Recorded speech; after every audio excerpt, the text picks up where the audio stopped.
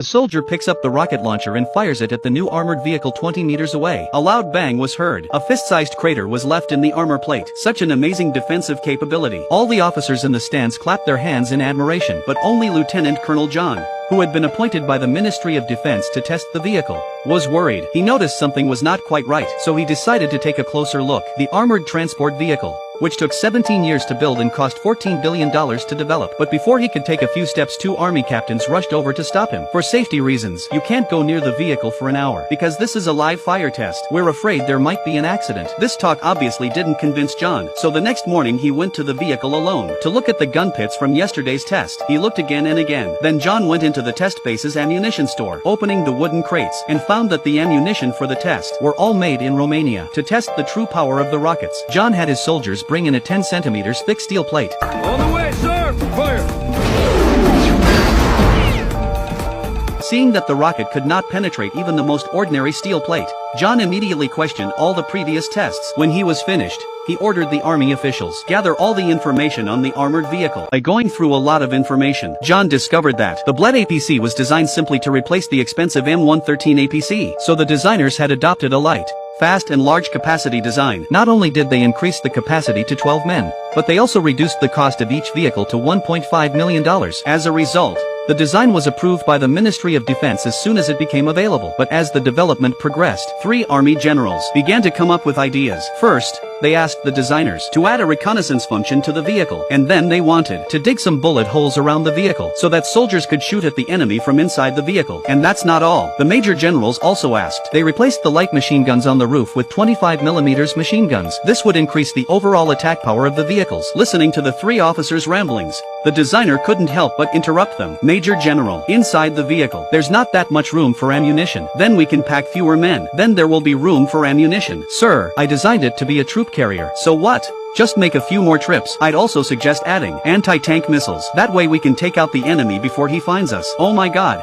So the designers, in a state of near collapse, and so the designers worked hard on it. And finally, 17 years later, the first M2 Bled transport armored vehicle. Although the load was reduced from the original 12 to 6 men and the armor was changed from steel to aluminum, it was still praised by the officers. Knowing the history of the vehicle from design to development, John was shocked. As a soldier on the front line, he knew that aluminum plates released a lot of deadly gas when hit by shells, so he had to finish the gasification tests as soon as possible. To stop the mass production of this armored transport vehicle, soldiers crammed 20 sheep into a battle tank, then a gas test with a Russian-made anti-tank rocket. After the bombardment, this soldier climbed into the tank, opening the hatch, to see a huge amount of white gas gushed out instantly. Then the soldier fainted and fell to the ground. John, a vehicle tester personally assigned by the Ministry of Defense, saw this. He rushed to take the soldier to the hospital. However, when he returned to the test site, he found the sheep in the vehicle had been surreptitiously removed by a truck. John was furious, because without the sheep's carcass, he couldn't directly prove the chariot's aluminum armor produces a deadly amount of poisonous gas when attacked, and therefore, there was nothing to stop the officials from mass-producing an armored transport vehicle that would cost the lives of soldiers for their own personal enrichment. At a time when John was at a loss,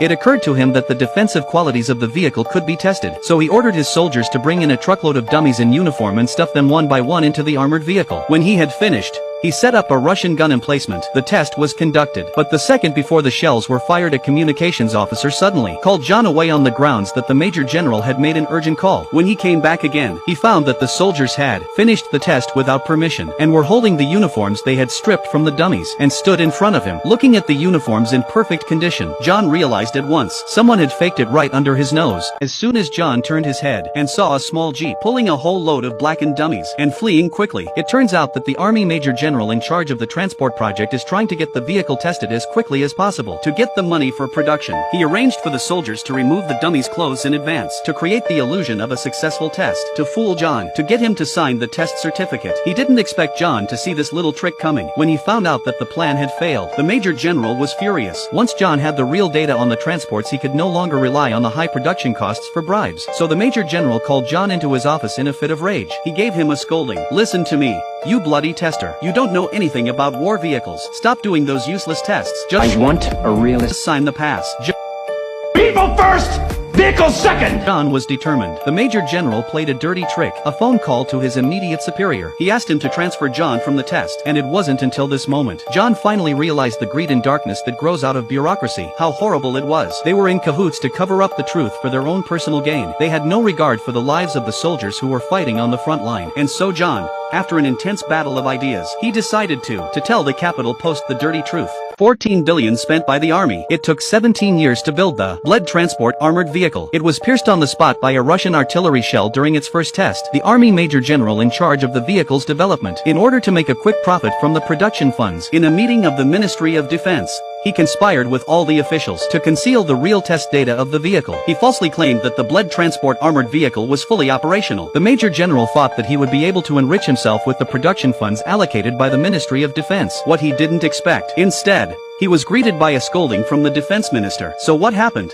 John, the vehicle tester who had been transferred from his post to expose the dirty work of the bureaucrats. However, he leaked the truth about the vehicle and the circumstances surrounding his transfer to a reporter from the Capitol Post. Under pressure from the media, the Ministry of Defense promised to let John to retest the vehicle, and that the real test data would be made available to the public. The Major General had no choice but to return John to his testing duties. The Major General asked him to write up a true report on the Bled transport armored vehicle within a week. And so it was, the honest and selfless John, tapping away at his keyboard. He wrote his report word for word on the real condition of the vehicle. And when the Major General read John's report, he was furious, because not only did the report mention every detail of the test they had prevented, it also revealed corruption within the Ministry of Defense. So he immediately ordered his subordinates to alter the report overnight. John had already printed out 198 copies of the report he had written, through the door, distributed to 198 units in government buildings. The military committee saw the report and immediately held hearings on the Bled transport armored vehicle project. As a witness, at the hearing, John pointed out that the Major General had obstructed the testing of the Bled transport armored vehicle in every way, withheld data, and never took into account the casualties of the personnel. He was only interested in how to profit from the development of the armored vehicle. And when the chairman of the committee was informed of the total cost of the development of the transport vehicle, he was shocked. 17 years, $14 billion. General, I think it's time to give a true account to everyone. At the decision of the military committee, the live fire test is on schedule. Watching the imposing Bled transport armored vehicle break out of the wall. At this moment the Major General is confident, for he had already ordered to replace the gunpowder in the test shells with sand. Unbeknownst to him, John's speech at the hearings had overwhelmed the soldiers, so they risked disobeying the Major General's orders and filled them back up with gunpowder. Fire! And so it was, a $14 billion war chariot was blown to pieces in a matter of moments.